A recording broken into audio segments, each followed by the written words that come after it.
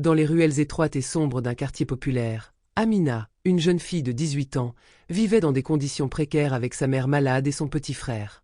Leur appartement, situé au dernier étage d'un immeuble vétuste, était à peine plus qu'une pièce exiguë où l'humidité imprégnait les murs, et où les fenêtres, grilles rouillées, laissaient entrer le vent glacial chaque nuit.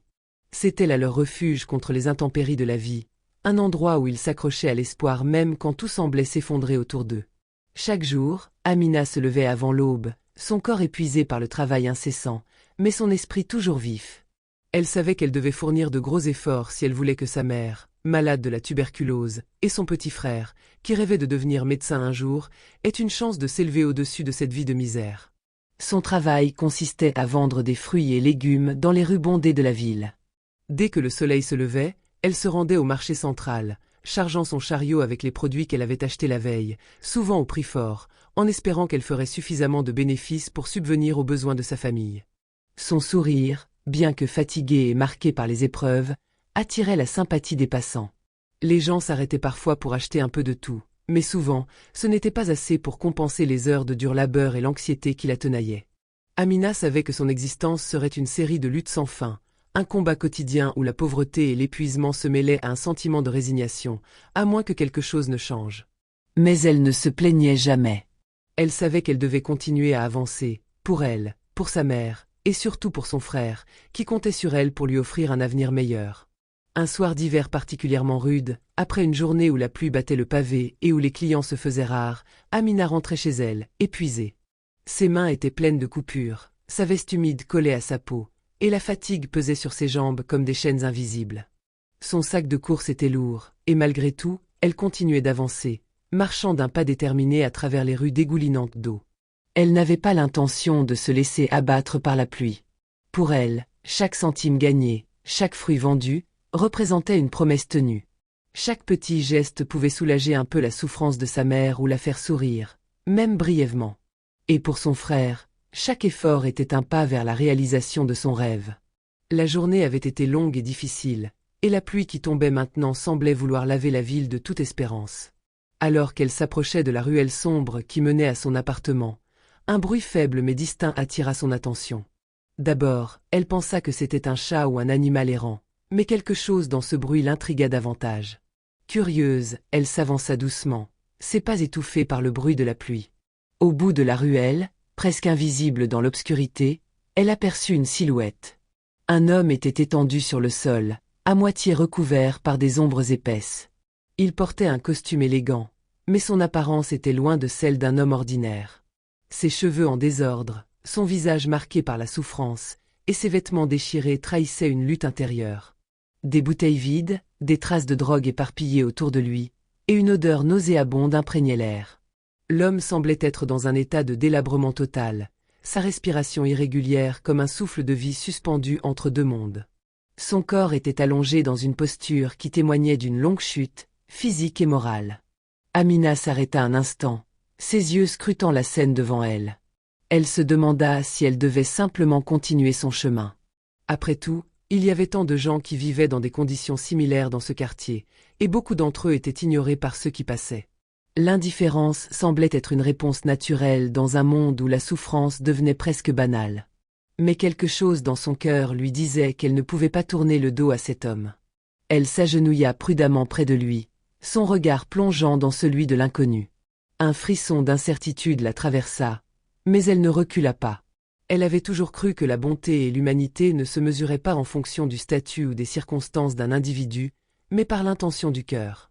Elle prit une profonde inspiration, et sans hésiter, elle posa une main douce sur son visage marqué par la douleur.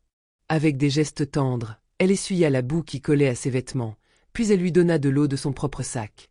Il était à moitié conscient, ses yeux se levant lentement vers elle, comme s'il n'arrivait pas à comprendre s'il était encore en vie ou si son esprit était en train de le quitter. Amina, malgré la fatigue qui pesait sur ses épaules, prit un peu plus de temps pour s'assurer qu'il allait respirer correctement. Elle n'avait pas peur. C'était comme une mission, un instinct profond qui lui disait qu'elle devait l'aider, peu importe les risques ou la fatigue. Ses mains tremblaient légèrement en caressant son visage, mais elle était déterminée. « Je vais t'aider » lui murmura-t-elle, sans craindre ni le danger, ni la fatigue qui l'envahissait. Ces mots, simples mais pleins de détermination, se frayèrent un chemin dans la nuit noire. Le bruit de la pluie battante, les éclats de lumière tremblants des réverbères, tout se dissipa alors qu'Amina se concentrait sur l'homme à terre. Elle savait que chaque geste comptait.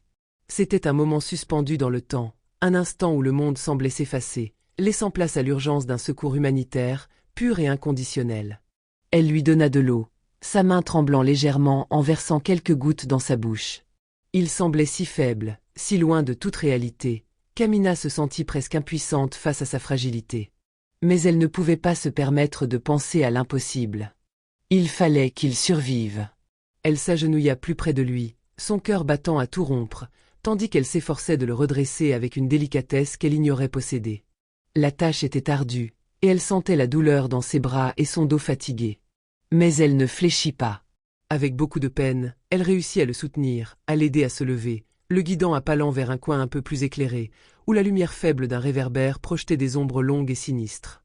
Elle n'avait rien d'autre à offrir que le peu qu'elle avait sur elle. Du fond de son sac, elle tira un morceau de pain sec qu'elle tenait précieusement, pensant qu'il serait peut-être trop épuisé pour manger, mais que ça ne ferait pas de mal d'essayer. Elle lui tendit le morceau, espérant qu'il aurait la force de l'accepter. Il la regarda alors, les yeux à moitié clos, et l'observa avec une intensité étrange, comme s'il tentait de comprendre qui elle était et pourquoi elle était là. Mais, à cet instant précis, il ne pouvait plus rien saisir, perdu dans un brouillard de confusion et de souffrance. Finalement, sans un mot, il se laissa glisser lentement dans un sommeil profond, sa respiration s'apaisant, mais toujours irrégulière. Amina, inquiète, resta là pendant un long moment, les yeux fixés sur lui. Elle observa chaque souffle qu'il prenait, chaque mouvement de son corps épuisé, se demandant si elle faisait le bon choix. Mais dans son cœur, un sentiment de responsabilité grandissait. Elle ne pouvait pas simplement le laisser mourir ici. C'était sa seule chance de lui apporter un peu de réconfort, d'humanité. Pourtant, elle savait aussi que son propre foyer l'attendait. Sa mère malade et son frère, qui n'avait pas encore mangé, étaient les autres raisons qui la retenaient dans ce monde cruel. Alors, après un dernier regard plein d'inquiétude, elle se leva, les muscles endoloris, et s'éloigna lentement, laissant l'homme dans un état relativement stable, mais toujours vulnérable. Le lendemain matin, à l'aube, Amina se leva une nouvelle fois pour partir travailler. Le ciel était encore sombre, les rues désertes, et l'air froid mordait sa peau. Mais elle n'avait pas le luxe de rester sous les couvertures. La journée s'annonçait encore longue, et elle n'avait qu'un objectif en tête, gagner un peu d'argent pour soigner sa mère et nourrir son frère. Lorsqu'elle arriva au marché, son chariot lourd de fruits et légumes, elle aperçut un groupe d'hommes bien habillés qui se dirigeaient vers elle. L'un d'eux, en particulier, se détachait des autres. Il portait un costume impeccable, d'une coupe parfaite, et son visage était marqué par une certitude tranquille, presque autoritaire. Amina s'arrêta un instant, son regard se posant sur cet homme, sans pouvoir comprendre ce qui le liait à sa propre vie. L'homme s'approcha d'elle, son regard fixé sur elle comme si un lien invisible existait entre eux, un lien que ni lui ni elle ne comprenaient encore. Il était accompagné de 2 gardes du corps imposants, leur regard perçant scrutant la scène avec une vigilance qui trahissait leur rôle. Amina le scruta un instant, sentant un frisson d'incertitude parcourir son échine. L'homme, d'une voix calme mais pleine d'émotion, la surprit en posant la question qui fit remonter à la surface ce souvenir qu'elle croyait enfoui dans les brumes de la nuit précédente. « Vous ne me reconnaissez pas, n'est-ce pas ?»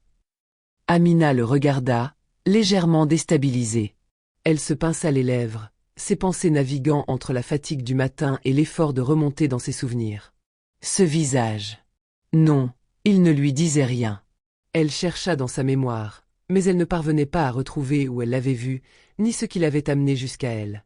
L'homme, avec une douceur étonnante, sourit légèrement et se présenta. « Je suis Gabriel Dufresne, dit-il en souriant, l'homme que vous avez sauvé hier soir. » Les mots frappèrent Amina comme un coup de tonnerre. Gabriel Dufresne. Ce nom, elle ne l'avait jamais entendu. Mais son regard, plein de reconnaissance, et la mention de l'incident de la veille, la fit revenir à cette nuit où elle avait tendu la main à un inconnu, sans savoir qu'il était quelqu'un d'important. Il lui tendit alors une carte en or, comme une clé vers un autre monde, où les hommes comme lui semblaient évoluer dans une réalité à des années-lumière de la sienne. Sur la carte, un numéro de téléphone et une adresse prestigieuse, marqués en lettres argentées, resplendissaient. « Je tiens à vous remercier, poursuivit-il, sa voix toujours aussi calme mais teintée d'une émotion sincère. Vous avez fait ce que personne d'autre n'aurait fait. Vous m'avez sauvé. Non seulement physiquement, mais vous m'avez aussi aidé à retrouver ma dignité. Et pour cela, je serai toujours reconnaissant. Ses yeux, d'un bleu profond, brillaient d'une gratitude qu'Amina n'avait jamais vue chez un homme auparavant. C'était un regard pur, débarrassé de toute vanité ou orgueil. Il n'y avait aucune intention de manipulation, juste une reconnaissance profonde envers elle. Amina, confuse, ne savait pas quoi dire. Elle était habituée à se méfier des gens comme lui, des hommes riches et puissants qui traversaient la vie avec une assurance presque arrogante, indifférents aux réalités des gens comme elle. Pourtant, quelque chose dans son regard la poussait à le croire, quelque chose d'authentique, presque désespéré. Elle ressentait qu'il n'était pas simplement en train de la remercier pour un acte de charité, mais pour quelque chose de plus grand, quelque chose qui l'avait peut-être changée, elle aussi, d'une manière qu'elle ne comprenait pas encore. Elle baissa les yeux un instant, le regardant furtivement avant de répondre d'une voix douce mais remplie de respect. « C'est rien. Je n'ai fait que ce que j'aurais voulu que quelqu'un fasse pour ma mère ou mon frère, si un jour ils étaient dans une situation pareille. » Ces mots étaient simples, mais sincères. Elle lui tendit la carte en or qu'il lui avait donnée, prête à reprendre son travail, pensant que la rencontre serait bientôt terminée. Mais Gabriel la fixa encore quelques instants, un sourire discret sur les lèvres, avant de lui rendre un dernier regard chargé d'un lourd secret. « Je ne vous dérangerai pas davantage, dit-il finalement. Il s'inclina légèrement, puis se tourna pour repartir avec ses gardes du corps, mais non sans jeter un dernier coup d'œil par-dessus son épaule, comme s'il attendait une réaction, un signe de sa part. Amina le regarda s'éloigner dans la rue, une vague de perplexité l'envahissant. Elle se demandait si elle venait vraiment de vivre ce qu'elle pensait avoir vécu. Un homme d'une richesse inouïe et pourtant, bouleversé par la simplicité d'un geste, une simple humanité. Les jours passèrent dans une routine que rien ne semblait pouvoir perturber. Amina se rendait chaque matin au marché, vendait ses légumes et fruits, et rentrait le soir dans son appartement exigu, où sa mère et son frère l'attendaient. Mais, d'une manière étrange, une sensation persistante de changement flottait dans l'air. Parfois, elle avait l'impression d'être suivie, non pas par des regards curieux ou hostiles, mais par quelque chose de plus discret, de plus calculé. Un sentiment d'observation, presque imperceptible, mais toujours là, comme un poids sur ses épaules. Elle n'en parla à personne, mais elle ne pouvait pas ignorer l'impression que, d'une manière ou d'une autre, Gabriel Dufresne ne l'avait pas laissé tranquille. Il était quelque part, dans l'ombre, la suivant discrètement, sans qu'elle ne sache vraiment pourquoi. Les rues, qu'elle parcourait chaque jour, étaient comme un théâtre invisible où son action, aussi insignifiante soit-elle, avait été observée, scrutée par des yeux qu'elle ne pouvait voir. Gabriel n'était plus l'homme qu'il avait été avant leur rencontre. Celui qui, quelques jours plus tôt, était tombé dans une spirale d'autodestruction à cause de la trahison qui avait secoué sa vie personnelle et professionnelle. Cet homme-là n'existait plus. Amina avait été une lumière dans ces ténèbres, un phare guidant un navire perdu. La simplicité de son acte l'avait frappé plus profondément que tout ce qu'il avait pu vivre auparavant. Elle ne l'avait pas jugé, elle n'avait pas cherché à comprendre qui il était ni pourquoi il se trouvait dans cette situation. Elle l'avait juste aidé. Il n'avait pas le droit de la laisser dans l'ignorance. Il devait faire quelque chose de grand pour elle, pour lui montrer qu'il était sincère, qu'il n'était pas l'homme qu'il était avant. Et alors, un soir, alors qu'Amina rentrait chez elle après une longue journée, son téléphone vibra dans son sac. C'était un appel inconnu. Intriguée, elle décrocha. « Allô ?» dit-elle, son cœur battant un peu plus fort. « Bonjour, Amina. » C'est Gabriel Dufresne. J'espère ne pas vous déranger. J'aimerais vous inviter à dîner. Sa voix, calme et posée, résonnait avec une attention sincère. Je veux que vous veniez travailler pour ma fondation. Nous venons d'ouvrir un programme d'aide aux jeunes en difficulté, et je suis convaincu que vous avez le cœur et l'intelligence pour faire une différence, lui proposa-t-il. Au début, Amina hésita. Elle n'était qu'une jeune fille de quartier, une fille qui avait grandi dans la misère, qui passait ses journées à vendre des fruits et légumes dans des ruelles pleines de poussière et de bruit. Elle n'avait jamais imaginé que quelqu'un, surtout un homme aussi influent que Gabriel Dufresne, pourrait vouloir l'aider. Pourquoi elle? Pourquoi une personne comme lui voudrait investir dans une fille comme elle? Elle n'avait aucune expérience dans le domaine des œuvres caritatives, aucune formation académique qui pourrait justifier une telle opportunité. Elle ne comprenait pas. Son instinct la poussait à se méfier de cette proposition inattendue. Elle avait vu assez de gens riches faire des promesses vides pour ne pas être un peu sur ses gardes. Mais Gabriel avait insisté, et après plusieurs discussions où il lui expliqua son projet, elle commença à entrevoir la sincérité de ses intentions. Elle était touchée par la façon dont il parlait de l'impact social qu'il voulait avoir, des vies qu'il espérait changer. Gabriel, avec sa douceur et sa détermination, lui fit comprendre qu'il croyait profondément en la capacité des gens, même ceux issus de milieux défavorisés, à se réinventer et à changer le monde autour d'eux. « Je ne vous demande pas d'être quelqu'un d'autre, Amina, lui avait-il dit un jour. Je veux que vous soyez vous-même. Vous avez une perspective que peu de gens peuvent comprendre. Vous avez vécu ce que beaucoup d'autres ne verront jamais. Et c'est cette expérience qui peut changer des vies. » Peu à peu, Amina commença à percevoir les choses différemment. Elle accepta enfin son invitation, bien qu'avec une grande appréhension. Elle se rendit à l'adresse qu'il lui avait donnée, un immense manoir situé en dehors de la ville. Le trajet était long, et l'arrivée dans ce lieu somptueux, presque irréel, la plongea dans une forme de décalage. Loin des ruelles qu'elle connaissait, des immeubles délabrés et des bruits de la ville, le manoir semblait un monde à part. De grandes portes en bois sculpté, des jardins verdoyants, des allées bordées de statues, tout semblait sortir d'un autre univers, un univers auquel elle n'avait jamais appartenu. Gabriel l'accueillit chaleureusement, sans aucune forme de jugement. Il l'emmena à l'intérieur, où il lui expliqua les objectifs de sa fondation, une organisation qu'il avait récemment lancée pour aider les jeunes issus de milieux défavorisés à s'en sortir. « C'est un combat que je connais bien », lui dit-il en fixant ses yeux avec intensité. « J'ai moi-même vu de près la manière dont la société rejette les plus vulnérables. Mais ce projet est plus qu'une simple aide. C'est une réinsertion. Nous voulons offrir à ces jeunes une chance de se reconstruire, de retrouver leur dignité. » Amina, bien que submergée par les nouvelles informations, ressentit une certaine excitation. Elle n'avait aucune idée d'où cette aventure pourrait la mener, mais la passion dans les yeux de Gabriel la touchait profondément. Elle savait que quelque chose en elle avait changé. Elle n'était plus cette jeune fille qui se battait seule pour survivre. Elle devenait maintenant une partie de quelque chose de plus grand, un mouvement qu'elle ne comprenait pas encore complètement, mais qu'elle sentait dans son cœur. Les mois passèrent, et Amina, même sans formation préalable, devint rapidement l'une des figures centrales de la fondation. Elle apporta son regard unique, forgé par ses propres difficultés et expériences, et sa compréhension profonde des réalités sociales. Gabriel, qui avait vu en elle bien plus qu'une simple aide, la soutenait sans relâche. Il savait qu'elle n'était pas seulement une jeune fille de quartier, mais une combattante, une personne avec un cœur pur, prête à se battre pour un avenir meilleur. Ensemble, ils façonnèrent des programmes qui allaient toucher des centaines de jeunes, leur donnant une nouvelle chance de rêver, de s'épanouir, de s'accomplir. Mais comme dans tout environnement où l'on se distingue, des obstacles surgirent. Des rumeurs commencèrent à circuler parmi les collègues de Gabriel, des murmures de jalousie et de méfiance. Comment une fille comme elle peut-elle être propulsée ainsi au cœur de la fondation? Certains insinuèrent que sa position privilégiée n'était qu'un résultat direct de sa relation avec Gabriel, que tout cela n'était qu'une question d'affection, de bénéfice personnel. Amina sentit la tension croissante autour d'elle, et pour la première fois depuis qu'elle avait rejoint la fondation, le poids de son statut particulier commença à l'oppresser. Elle se remettait constamment en question. Est-ce que je suis à la hauteur? Est-ce que j'ai mérité cette place? Suis-je vraiment capable?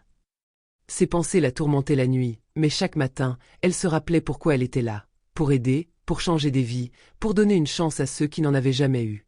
Puis, un jour, lors d'un dîner officiel, Gabriel fit une annonce qui la bouleversa complètement. En plein milieu de la soirée, alors que les invités s'étaient attablés et que les conversations allaient bon train, il se leva et prit la parole. Un silence s'installa dans la salle. « Je suis heureux de vous annoncer que, après mûre réflexion, j'ai décidé de confier la direction de la fondation à Amina. » Le choc se lit sur tous les visages présents. Comment un homme aussi puissant et respecté pouvait-il faire une telle chose? Comment une jeune fille de la rue pouvait-elle hériter d'une telle responsabilité? Les murmures se propagèrent comme une vague. Amina, qui était assise à une table plus éloignée, sentit son cœur s'arrêter. Elle n'avait jamais envisagé une telle possibilité. Elle se leva lentement, se dirigeant vers le micro. Les regards étaient tous fixés sur elle, certains admiratifs, d'autres pleins de jugement. Mais elle se tint droite. Un souffle court dans la poitrine, mais une détermination nouvelle dans le regard. Elle parla avec émotion, ses mains tremblantes mais son esprit clair. « Ce n'est pas grâce à l'argent que j'ai réussi, dit-elle d'une voix forte et posée. C'est grâce à l'amour et à la foi en l'humain. Et c'est ce qui doit guider nos actions. Elle marqua une pause, jetant un regard autour d'elle. Je n'ai jamais voulu cette position pour la gloire ou le pouvoir. Je l'accepte parce que je crois en ce que nous faisons ici. Nous pouvons transformer des vies. Nous pouvons donner aux jeunes une chance d'avoir un avenir meilleur. Et je ferai tout ce qui est en mon pouvoir pour faire en sorte que chacun d'eux sache que leur histoire ne se termine pas là où ils ont commencé. Les applaudissements qui suivirent ne furent pas ceux de la foule ordinaire. Non, ce fut un véritable hommage à la sincérité et à la force de cette jeune fille, dont le parcours incarnerait désormais l'espoir et la possibilité de changer les choses. Le lendemain, Gabriel et Amina découvrirent que l'ombre de la jalousie et de l'opposition commençait à s'étendre au-delà des murs de la fondation. Une grande entreprise concurrente de Gabriel, dirigée par des hommes d'affaires impitoyables, avait lancé une campagne médiatique pour discréditer l'image de la fondation et plus particulièrement d'Amina. Les journaux à scandale, les sites internet à la recherche de la moindre faiblesse, et même quelques célébrités influentes qui se prenaient pour des moralistes, avaient commencé à tordre la réalité pour en faire un fardeau. Les rumeurs étaient ignobles. On l'accusait de n'avoir eu sa position que grâce à son lien avec Gabriel, insinuant que ses capacités n'étaient que l'illusion d'un destin fabriqué par un homme influent. Certains articles allaient plus loin, insinuant que sa montée en puissance était en réalité une manœuvre pour contrôler une part importante du marché. La presse, avide de sensationnalisme, enfonçait le clou avec des titres provocateurs. La fille de la rue devient la marionnette de Dufresne, le coup de pouce caché d'un milliardaire, une fondation bâtie sur des mensonges. Gabriel, qui avait eu vent de ces attaques dès le matin, entra dans le bureau d'Amina avec une expression grave. Mais il n'était pas là pour la réprimander, ni même pour la consoler. Il était là pour lui montrer que cette tempête, bien que violente, ne serait que de passage. « Tu vois, Amina, » commença-t-il calmement en s'asseyant près d'elle, « ces personnes, ces entreprises, ne comprennent pas ce que nous faisons ici. Ils veulent semer la discorde, mais ils ne voient pas la vérité que nous portons. Nous ne faisons pas tout ça pour nous. Nous le faisons pour ceux qui n'ont jamais eu une chance, pour ceux qui sont invisibles aux yeux du monde. » Amina, les yeux pleins d'angoisse, le regardait, un peu perdue dans les tourments qui l'assaillaient. Comment allait-elle affronter cette tempête? Elle, qui n'avait jamais cherché à être sous les projecteurs, se retrouvait au centre d'un conflit bien plus grand qu'elle. Mais Gabriel, d'un simple geste, saisit sa main, et dans ses yeux brillait une détermination inébranlable. « Tout cela n'a pas d'importance, » lui dit-il avec un sourire rassurant. « Nous avons quelque chose de plus grand que tout ça. Et ensemble, nous allons continuer à changer des vies. La vérité est de notre côté, Amina, et aucune rumeur ne pourra effacer ce que nous avons construit. » Les mots de Gabriel apportèrent une sérénité qu'Amina n'aurait jamais cru possible. Oui, c'était difficile. Oui, il y avait des obstacles. Mais elle se sentait prête à les affronter à ses côtés. Il lui montrait une forme de soutien qu'elle n'avait jamais connue. Ce n'était pas juste de la protection. C'était une alliance, une promesse qu'elle ne serait jamais seule face aux épreuves à venir. Les semaines suivantes furent intenses. Ensemble, ils affrontèrent les tempêtes médiatiques, leur permettant de se renforcer et d'apprendre à naviguer dans ce monde où l'image et la réputation semblaient plus importantes que les actions réelles. Gabriel utilisa son influence pour contrer les fausses accusations, tandis qu'Amina, avec une détermination nouvelle, parla publiquement pour défendre la vérité et rétablir l'intégrité de la fondation. Mais plus que tout, ils restèrent solidaires, chacun apportant à l'autre un soutien inébranlable. Au-delà des attaques extérieures, quelque chose de plus profond se développait entre eux. Une complicité née d'un respect mutuel, d'une admiration sincère pour les luttes que chacun avait traversées, et d'une compréhension tacite de ce que l'autre portait en lui. Ils étaient tous deux des survivants de leurs propres guerres intérieures. Amina, une jeune fille qui, après avoir grandi dans la pauvreté et la violence, avait appris à se battre pour sa famille. Gabriel, un homme brisé par la trahison et la perte, qui avait trouvé une nouvelle raison de vivre grâce à la personne qu'il avait rencontrée par hasard dans une ruelle sombre. Au fil du temps, ce lien se renforça, se tissa dans le quotidien de leur travail, mais aussi dans leur vie personnelle. Ils passaient des heures à discuter de leur vision pour la fondation, à imaginer de nouveaux programmes, à se remettre en question, à ajuster leur stratégie. Mais au-delà de tout cela, ils se découvraient peu à peu. Gabriel apprit à connaître l'Amina pleine de courage, mais aussi de fragilité, et Amina commença à comprendre que derrière l'homme puissant, il y avait aussi un être humain, profondément marqués par les épreuves, mais plus que jamais déterminés à changer le monde. Ils se rendirent vite compte qu'une connexion plus profonde les unissait, une sorte de destin qui les avait réunis, bien au-delà de leur statut social ou de leur passé. C'était un lien invisible mais puissant, comme si le monde les avait mis sur ce chemin pour qu'ils s'entraident, se sauvent mutuellement. Amina, la jeune fille pauvre qui, un soir d'hiver, avait tendu la main à un homme perdu dans la rue, était désormais la fondatrice d'une organisation mondiale de bienfaisance, un symbole d'espoir pour des millions de jeunes en difficulté. Grâce à Gabriel, elle avait non seulement trouvé une cause à laquelle se consacrer, mais aussi un but dans la vie, un véritable sens. Quant à Gabriel, cet homme puissant et influx, il retrouva une forme de paix intérieure en étant aux côtés de celle qui, sans le savoir, l'avait sauvé de lui-même. Elle lui avait redonné la confiance, la foi en l'humanité qu'il avait perdue après tant de trahisons et de déceptions. Le destin avait changé. Amina ne se battait plus seule. Et Gabriel, tout en restant un homme d'affaires accompli, avait trouvé une nouvelle voie, un chemin de rédemption et d'espoir. Ils étaient devenus, l'un pour l'autre, des partenaires dans la vie et dans leur mission. Ensemble, ils étaient prêts à affronter tout ce que le monde pourrait leur envoyer, sachant que tant qu'ils seraient ensemble, rien ne les arrêterait. Leur vie, autrefois marquée par la douleur, avait pris un tournant décisif, et le destin les avait liés de manière indissoluble. Il ne les abandonna jamais.